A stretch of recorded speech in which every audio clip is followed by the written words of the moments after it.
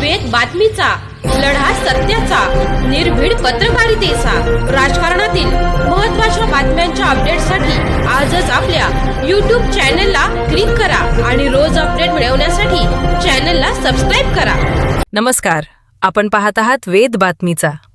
टाकरी भानमध्ये छप्पर पेटवून दिले, एकावर गुन्हा दाखल.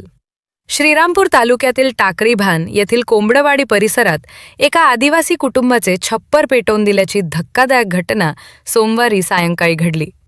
प्रल्हाद मुरलीधर राजपूर हे आपल्या कुटुंबासह कोंबडवाडी येथे वास्तव्यास आहेत. दिनांक 16 फेब्रुवारी रोजी सायंकाळी सुमारे 6 वाजण्याच्या सुमारास त्यांच्या घराचे छप्पर पेटल्याची घटना घडली. या आगीत अंदाजे 12,000 रुपयांचे संसारोपयोगी साहित्य तसेच सुमारे 3,000 रुपयांचा मोबाईल जळून खाक झाला. छप्पर पूर्णतः जळून नुकसान झाले आहे. या प्रकरणी राजपूर यांनी बाबासाहेब सुभाष गायकवाड याने छप्पर पेटवून दिल्याची तक्रार केली असून त्याविरुद्ध श्रीरामपूर तालुका पोलीस स्टेशन येथे गुन्हा दाखल करण्यात आला आहे.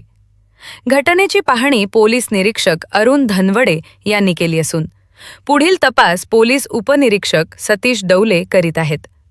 वेद बातमीचासाठी दिलीप लोखंडे, श्रीरामपूर.